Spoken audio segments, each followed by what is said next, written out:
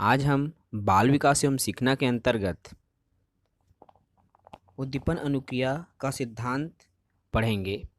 उद्दीपन अनुक्रिया का सिद्धांत जिसे एसआर थ्योरी कहा जाता है। एसआर थ्योरी मतलब स्टिमुलस रिस्पॉन्स थ्योरी, उद्दीपन अनुक्रिया सिद्धांत। ठीक है, सर्वप्रथम मैं इसका एक छोटा सा ट्रिक बता रहा हूँ कि उद्दीपन अनुक्रिया सिद्धांत को प्रतिपादक कौन है इसको कैसे याद रखना है। तो ठीक है, एस आर थ्योरी, एस के बाद हमारे अल्फ़ाबेट में क्या आता है, टी आता है। तो टी मतलब थॉर्नडाइक, इसको याद रखना। एस आर थ्योरी मतलब थॉर्नडाइक ने दिया था। और इसी प्रकार एक और थ्योरी है आर एस थ्योरी। अगर आर एस थ्योरी आ गया तो आर के बाद क्या आता है, एस आता है, तो स्किनर।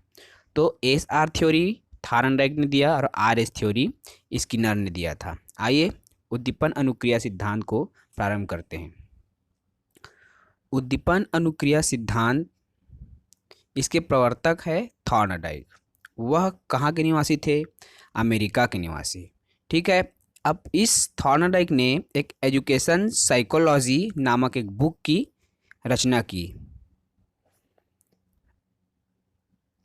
यह पशु पर प्रयोग करने वाला सर्वप्रथम या पहला वैज्ञानिक था। कौन, थॉर्नडाइक। तो इस प्रकार थॉर्नडाइक अमेरिका के निवासी हैं जिन्होंने एजुकेशन साइकोलॉजी नामक बुक लिखी, तथा यह पहला प्रयोग, पशुओं पर पहला प्रयोग करने वाला वैज्ञानिक है। अगर इस टाइप का क्वेश्चन आता है तो आप इजीली बता सकते हैं। अब उद्दीपन अनुक्रिया सिद्धांत का अन्य नाम क्या है। तो उद्दीपन अनुक्रिया सिद्धांत को बंध का सिद्धांत, संबंधवाद का सिद्धांत तथा प्रयास व त्रुटि का सिद्धांत भी कहा जाता है।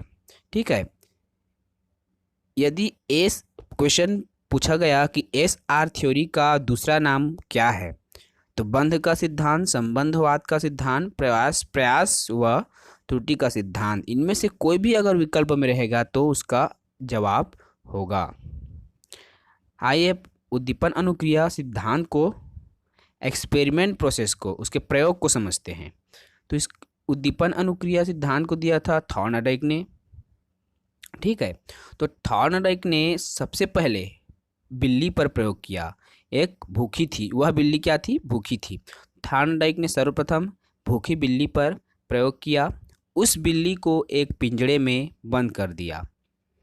पिंजड़े में एक बटन लगा हुआ था अंदर में। ठीक है, तो थॉर्नडाइक ने सर्वप्रथम प्रयोग बिल्ली पर, भूखी बिल्ली पर किया तथा उसे पिंजड़े में बंद कर दिया था। और पिंजड़े के बाहर कोई उद्दीपक रखा गया। उद्दीपक के रूप में क्या रखा उसने, मांस या चूहा, किसी भी जीव का मांस या चूहा रख दिया।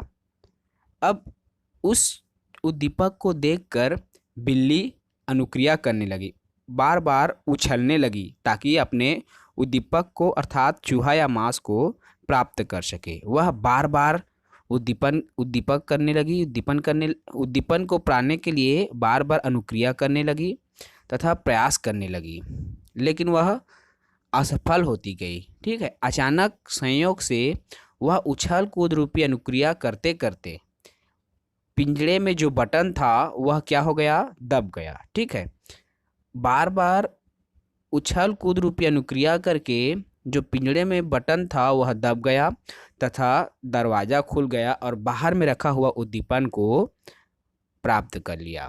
उद्दीपक को प्राप्त करना अर्थात लक्ष्य है। ठीक है, इस प्रकार उद्दीपन अनुक्रिया सिद्धांत एस आर थ्योरी का प्रतिपादन किया गया। अब एस आर थ्योरी के जो 3 और मुख्य नियम हैं इसको याद रखिए। तत्परता का नियम या रुचि का नियम। ठीक है, अगर किसी भी कार्य में हमारी रुचि ना हो तो हम उस चीज़ को नहीं प्राप्त कर सकते या उस उद्दीपक को नहीं प्राप्त कर सकते।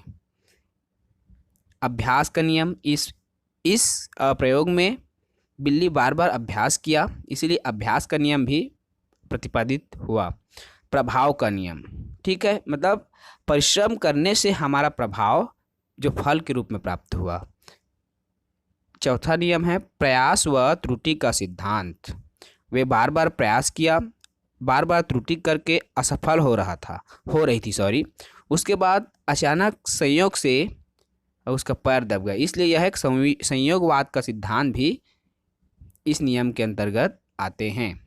ठीक है, इसके एसआर थ्योरी के 5 मुख्य नियम हैं।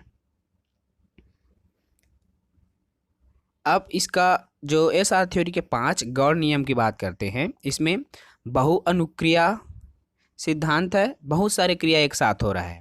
इसमें प्रयास एवं त्रुटि, अभ्यास, प्रभाव, संयोगवाद, इसमें बहुत सारी क्रिया एक साथ हुआ, इसलिए बहुअनुक्रिया सिद्धांत कहा गया।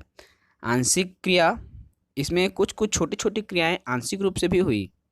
ठीक है, इसमें मानसिक तैयारी बहुत जरूरी है, तभी हम अनुक्रिया करके किसी भी लक्ष्य को प्राप्त कर सकते हैं। आत्मसात, सीखे गए नियमों का आत्मसात। ठीक है, अर्थात जो नियम हमने सीखा है, अगर उस नियम का हम आत्मसात कर रहे हैं तभी हम अपने लक्ष्य को प्राप्त करेंगे। साहचर्य परिवर्तन, तो पूर्व नियम का परिवर्तन वर्तमान नियम में, अर्थात जब हम बार बार असफल हो रहे हैं तो हमें पता चल जाता है कि हमें कुछ चूक हो गई, इसीलिए जो नियम हम प्रारंभ में निर्मित करते हैं उसमें कुछ परिवर्तन करते हैं और अपने लक्ष्य को प्राप्त करते हैं, इसलिए साहचर्य नियम। इस प्रकार एसआर थ्योरी उद्दीपन अनुक्रिया का जो सिद्धांत है उसके प्रतिपादक हैं थॉर्नडाइक। अब एसआर थ्योरी का शिक्षा में क्या महत्व है, इसको जानते हैं। तो एसआर थ्योरी धीमी गति से सीखने वाले बालकों के लिए उपयोगी है, अर्थात ऐसे बालक जिनकी सीखने का जो स्तर है वह धीमी है, उन्हें बार बार अभ्यास करके सिखाया जा सकता है। यह उन बच्चों के लिए बहुत ही महत्वपूर्ण है।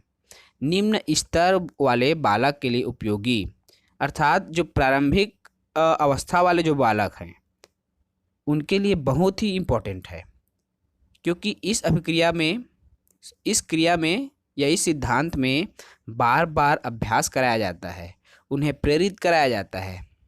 इसीलिए ऐसे बच्चों के लिए, अर्थात जो धीमी गति से सीखते हैं उन बच्चों के लिए यह सिद्धांत अत्यंत महत्वपूर्ण है।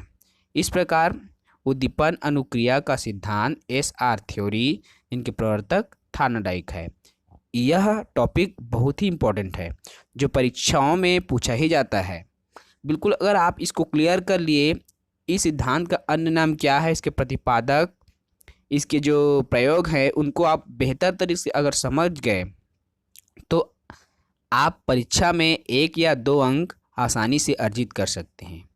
मेरा यह आज का वीडियो आपको कैसा लगा, प्लीज़ नीचे कमेंट बॉक्स पर कमेंट करके बताइए और मेरे इस यूट्यूब चैनल को सब्सक्राइब ज़रूर कीजिए। Thank you.